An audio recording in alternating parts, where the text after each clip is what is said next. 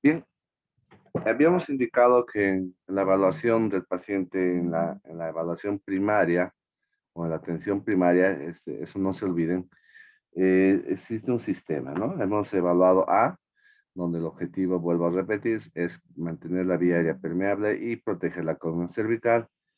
Y luego hemos visto en B, donde tenemos, que significa B, es mantener y evaluar el aparato respiratorio y la ventilación. La respiración está ligada básicamente a los movimientos respiratorios, a toda la secuencia. Y la oxigenación, obviamente como su nombre, la ventilación, perdón, está relacionada más al intercambio gaseoso entre el pulmón y el exterior, ¿no? Entonces, por lo cual ya ustedes puedan ver que directamente se van a hacer algunas actividades en B cuando llegamos a ese punto. Sin embargo, estamos todavía evaluando al paciente para investigar y determinar si presenta una de las 5 patologías que nosotros debemos encontrar en la evaluación de B, como son el hemotórax, el tórax inestable, el tórax abierto y el taponamiento cardíaco. Ya hemos explicado las 4 primeras patologías, que son el neumotórax con su variedad además hipertensiva. Hemos explicado el hemotórax con su variedad, que sería el hemotórax masivo. Hemos determinado cómo es el tórax inestable y por qué se produce.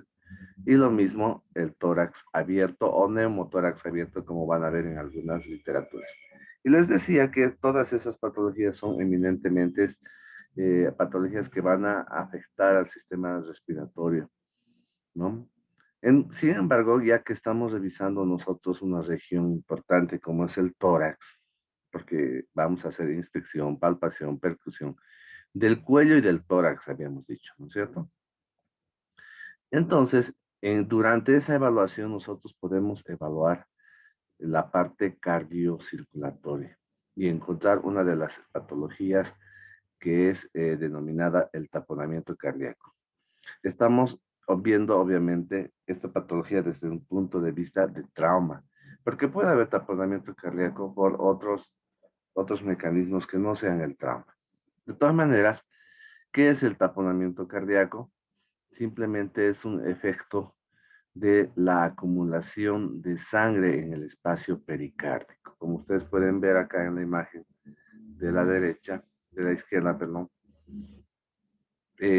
tenemos el corazón y por fuera del corazón, ustedes saben muy bien por anatomía, tenemos una membrana que recubre el corazón que se llama pericardio.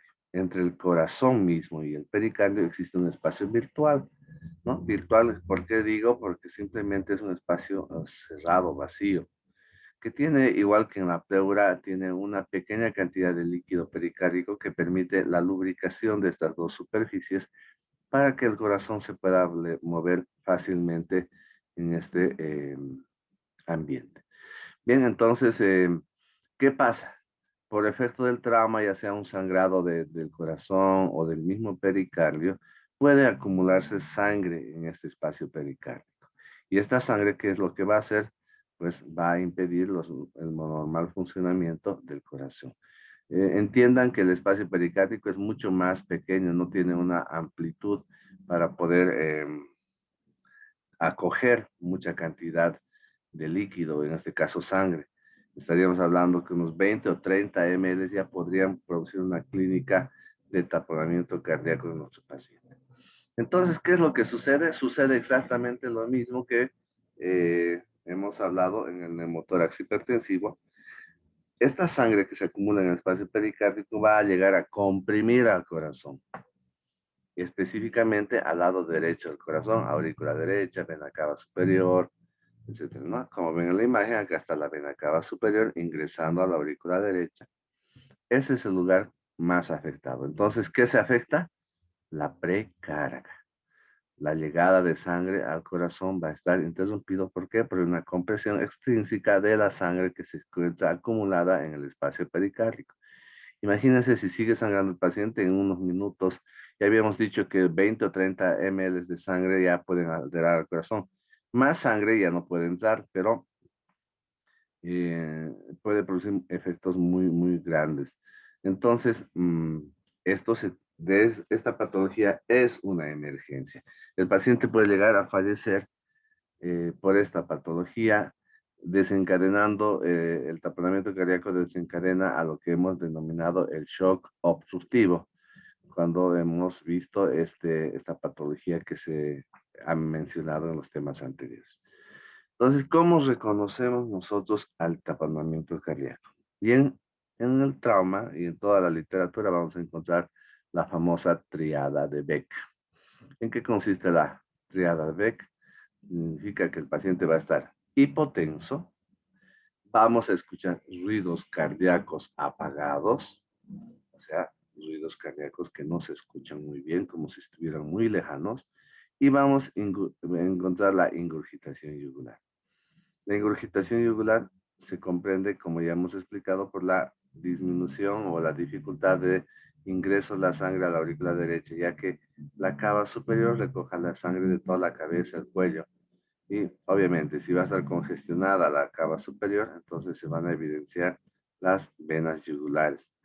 Entonces, vuelvo a repetir, la triada de Beck es hipotensión, ruidos cardíacos apagados e ingurgitación yugular.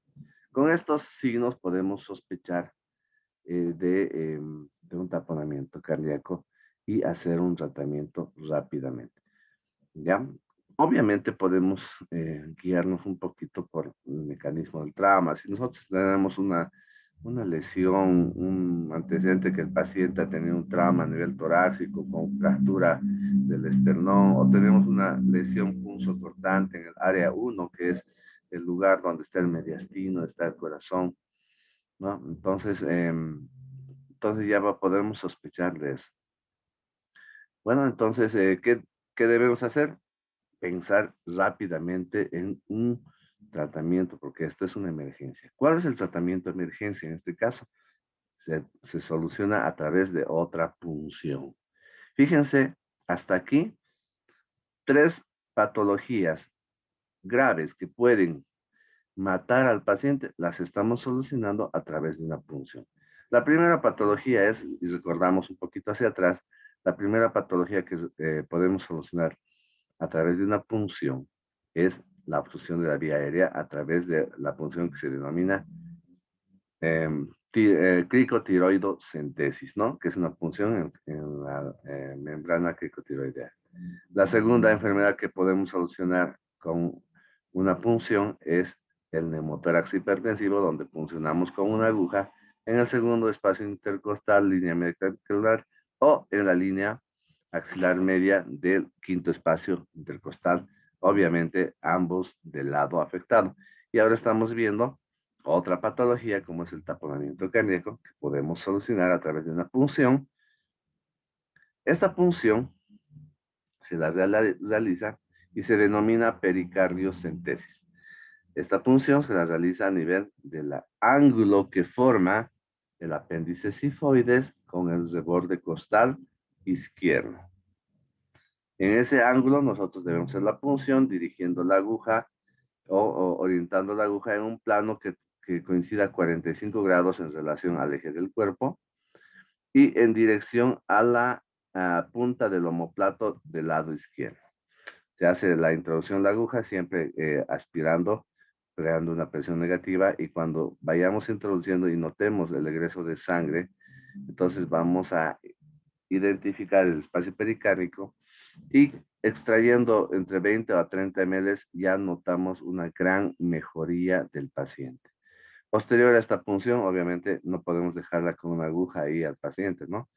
Debemos colocar un catéter a través de esta aguja y mantener el drenaje de este espacio pericárdico.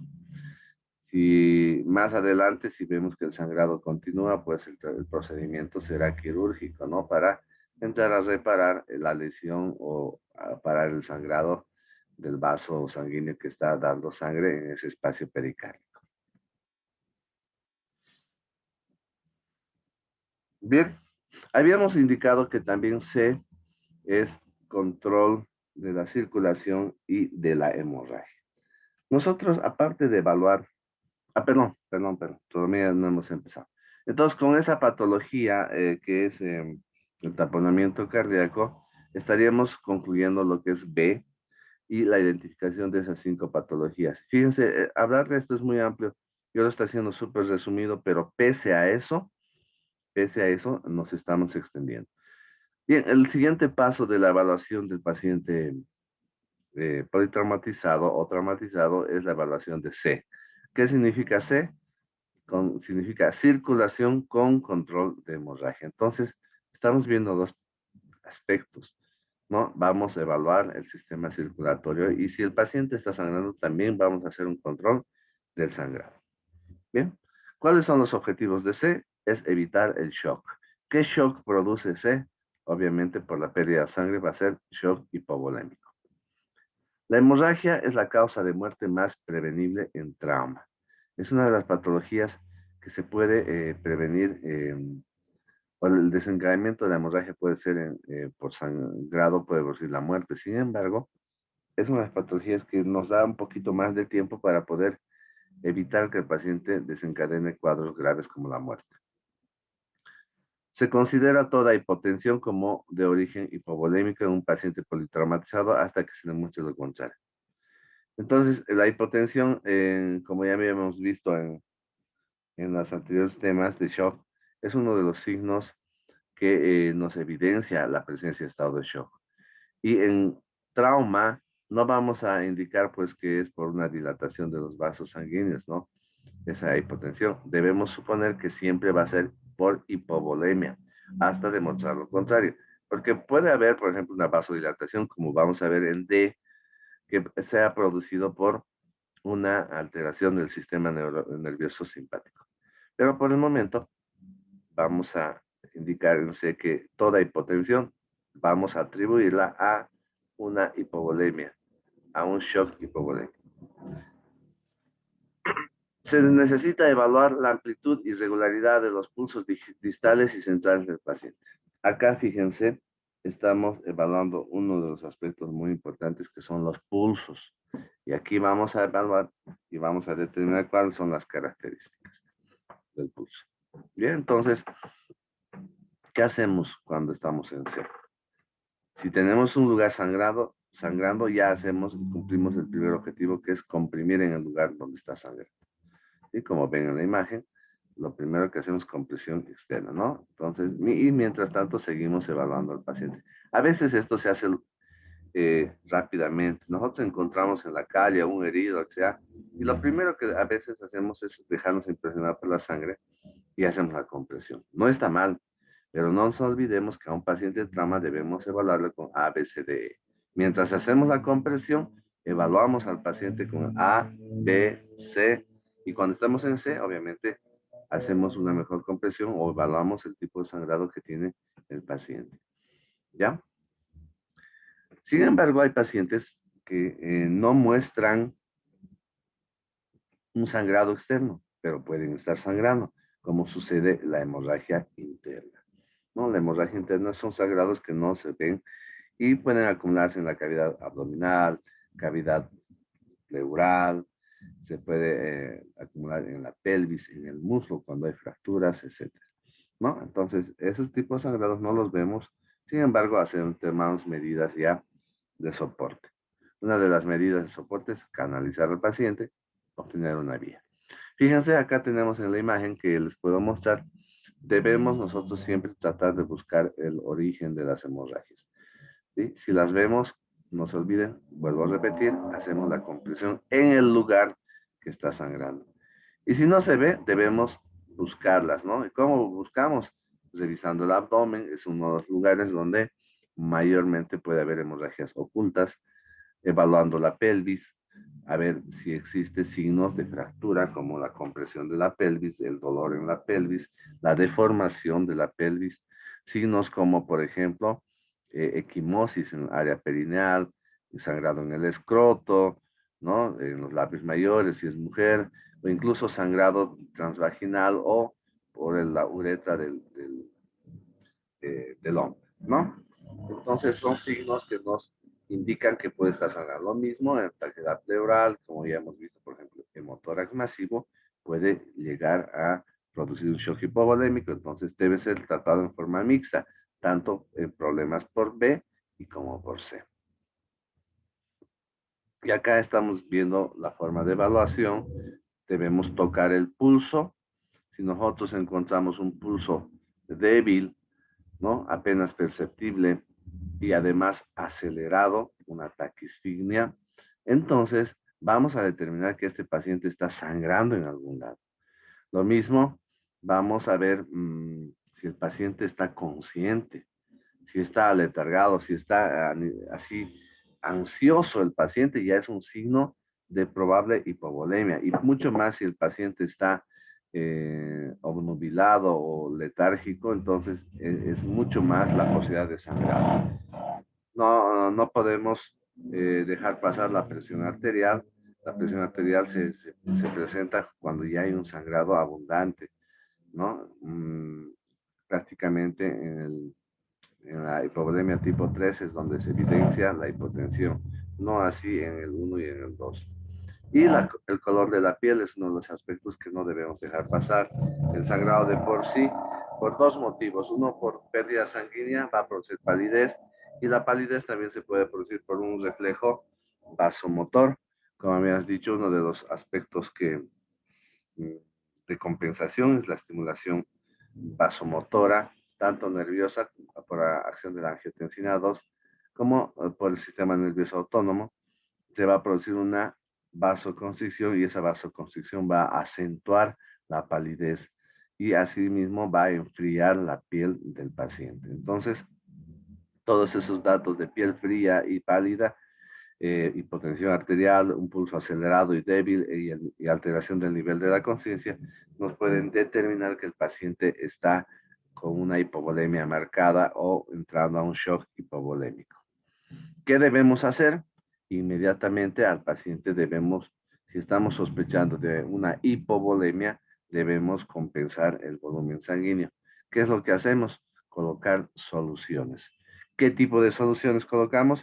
Cristaloides, ¿no? Nosotros ya hemos conocido, un capítulo entero hemos hablado de todas las soluciones, ya conocemos las soluciones cristaloides, pero vuelvo a repetir, ahí tenemos la solución fisiológica, solución Rigel lactatos, la solución Rigel normal, ¿no? Que debemos administrar al paciente. Acá debo indicar que la mejor forma es reponer el volumen sanguíneo a través de una vía periférica, o sea, de las venas periféricas, donde muchas veces no vamos a utilizar solamente una vía, podemos colocar 2 vías, 3 vías, 4 vías si es necesario para mantener o compensar el volumen sanguíneo. ¿Ya?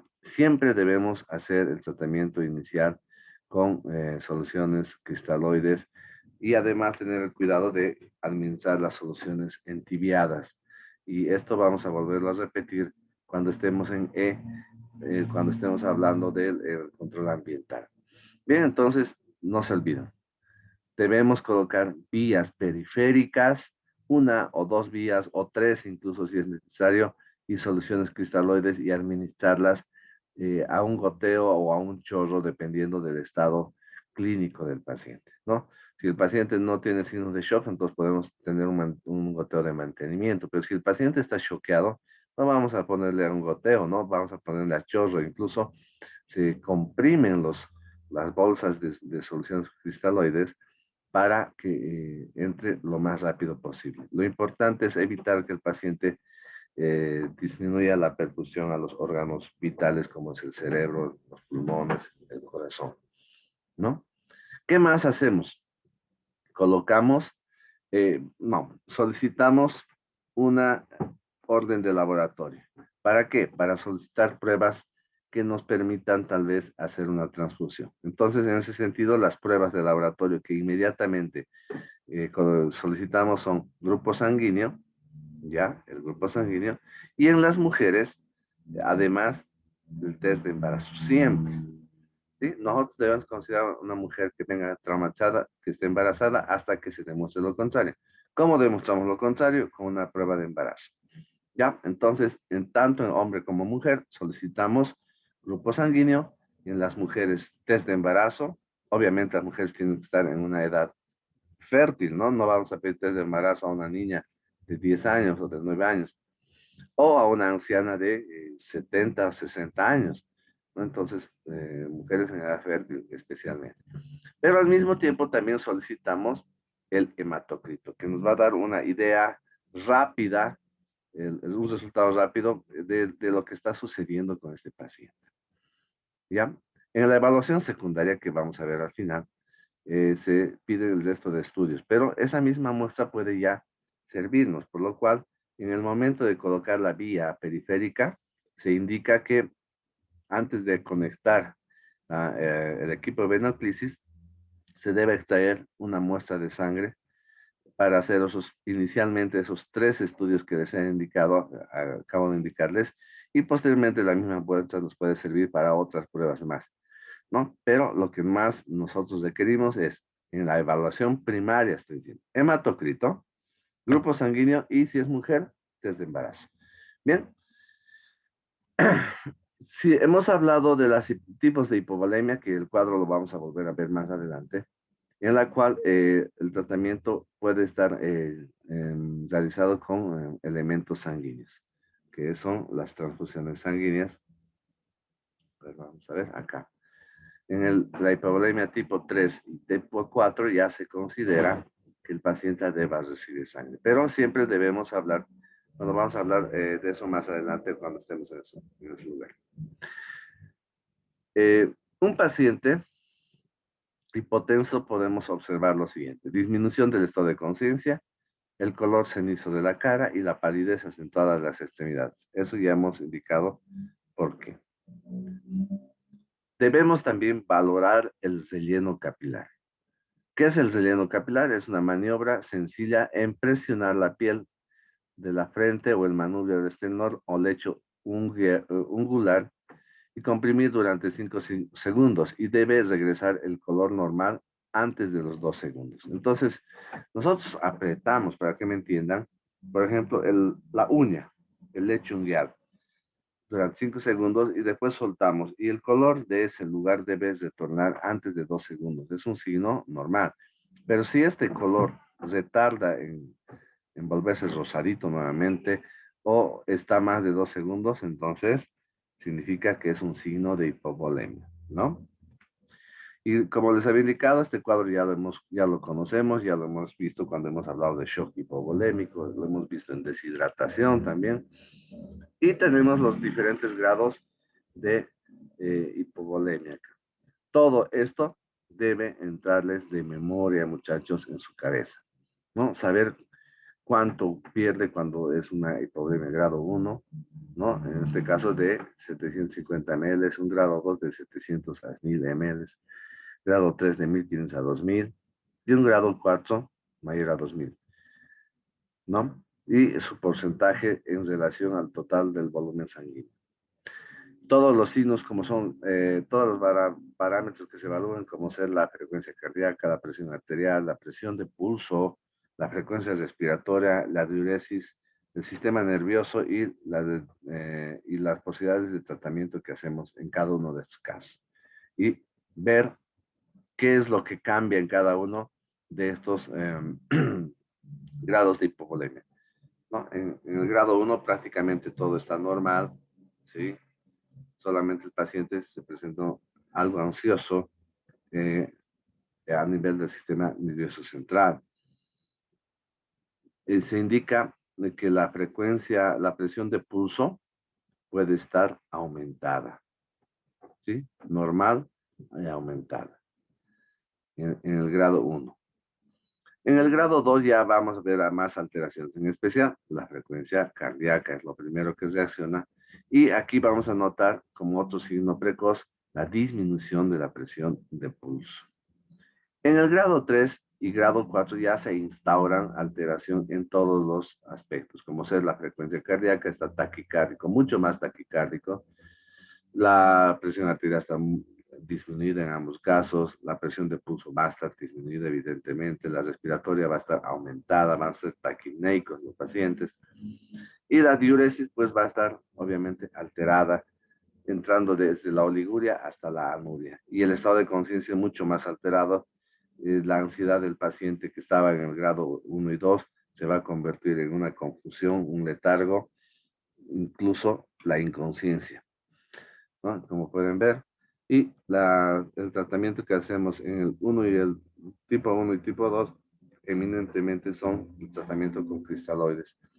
En el grado 3 y grado 4 usamos cristaloides siempre inicialmente, y si el resultado de los cristaloides no está siendo efectivo, podemos considerar la utilización de sangre.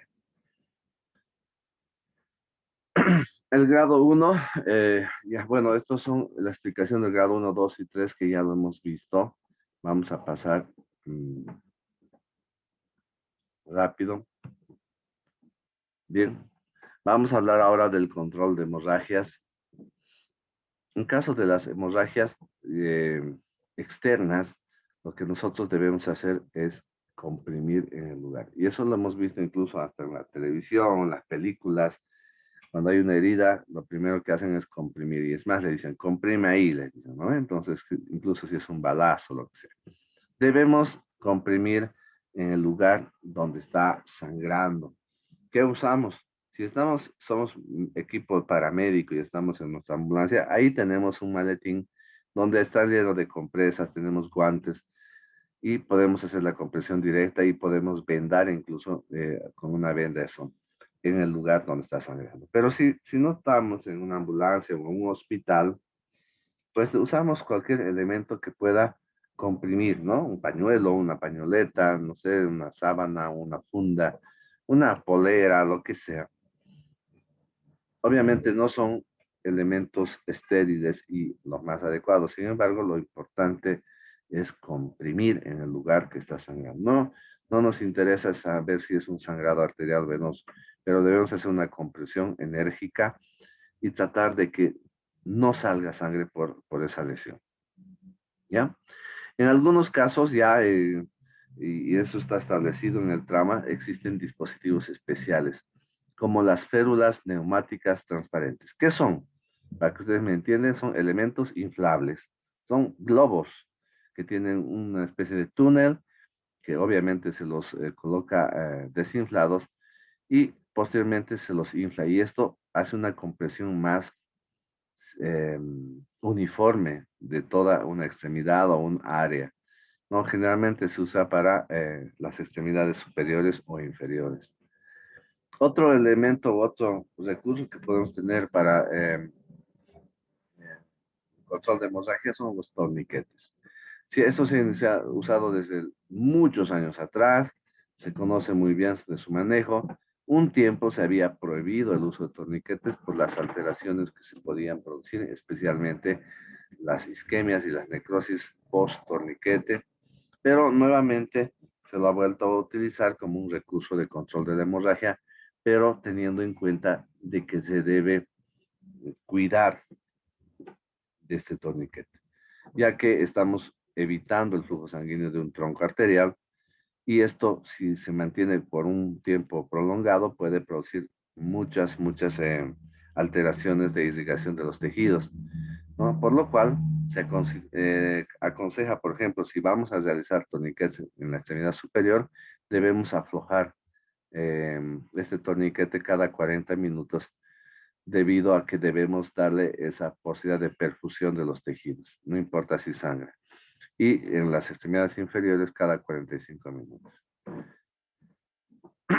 Un punto, las pinzas hemostáticas hacen perder el tiempo y pueden dañar el paquete neurovascular. Algo que debemos evitar, a veces nosotros tenemos nuestro equipo de sutura, nuestras pinzas ahí en la casa y nosotros estamos yendo y estamos buscando agarrar la arteria, la vena, pero el sangrado a veces no nos deja hacer el trabajo de forma adecuada y agarramos y pinzamos nervios, arterias, las mismas arterias las lastimamos más. Por lo cual, no solo en la casa, sino en los hospitales, debemos evitar hacer las ligaduras en ese momento, durante la evaluación primaria. Lo único que podemos hacer es la compresión, las férulas y los torniquetes. ¿Ya? Esto de hacer la reparación específica con pinzas, suturas de los vasos sanguíneos o identificar para ligarlos, se hace ya durante la evaluación secundaria o en el quirófano.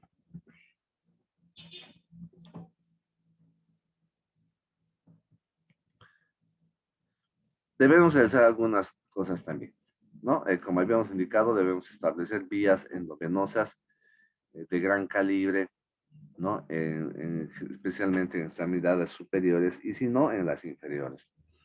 Debemos extraer sangre para estudios laboratoriales, ya les he dicho qué estudios vamos a solicitar, y administrar rápidamente cristaloides, como el ringelactato, ¿no? ¿Cuáles son las causas de shock en los traumatizados? Eh, si hay ingurgitación yugular, entonces no vamos a pensar en shock hipovolémico, vamos a pensar en otras patologías que ya las hemos visto, como el neumotórax de atención, taponamiento cardíaco, el hemotoras, la disfunción miocárdica, ¿no? Sin embargo, un paciente choqueado que no tenga ingurgitación yugular, fíjense, solamente viendo la ingurgitación yugular, podemos determinar que si no hay ingurgitación yugular, el shock, en este caso del traumatizado, es por hemorragia, ya sea interna o externa. Solo viendo la yugular nos damos cuenta de qué tipo de shock podríamos estar hablando. Bien, muchachos, vamos a quedar acá. Eh, ¿Tienen alguna pregunta? Podemos aprovechar los 3 minutos que nos quedan. Voy a dejar de compartir la pantalla. ¿Tienen alguna pregunta hasta acá, muchachos?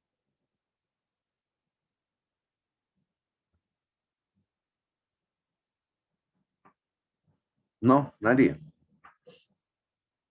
A ver, Scarlett Cerrudo, ¿me escuchas? Sí, doctor, buen día. Muy bien. ¿Qué soluciones debemos administrar a los pacientes que durante C, Los cristaloides, doctor, dependiendo del grado. dependiendo del grado? A ver, si fuera un grado 3, Cristaloides y considerar la transfusión. muy bien, perfecto. A ver, vamos a ir con un varón. Dávila Hugo.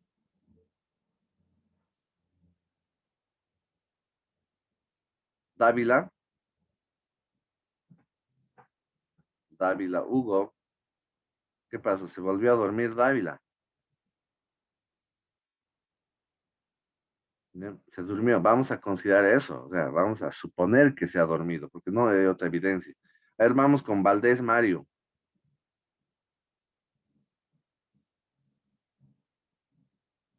Sí, doctor. Muy bien. ¿Cuáles son los estudios de laboratorio que debemos solicitar cuando estamos en C?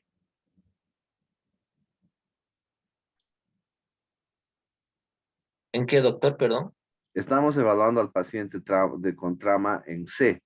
¿Qué estudios de laboratorio solicitamos?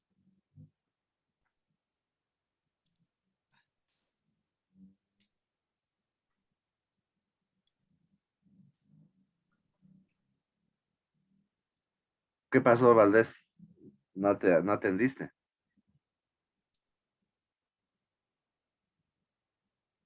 Bueno, pasamos a ver Nelly Mamani. ¿Me escuchas? Nelly Mamani. A las 3, Nelly Mamani también se durmió. Vamos con Brisette Quispe. Sí, doctor. Bueno, Brisette, por suerte no te has dormido, tú también. Bueno, Brisette, quiero que me digas qué importancia tiene la visualización de las yugulares para determinar el tipo de shock que pues, puede presentar un paciente de trauma.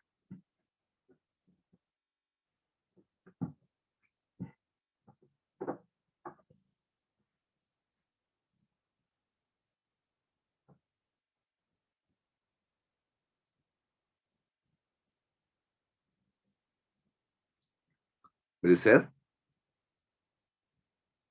Doctor, creo que no le he atendido bien esa parte. Bueno, ¿quién me ha atendido? Que me diga. ¿Quién quiere tomar la palabra? Doc- A ver, doctor, Rodrigo.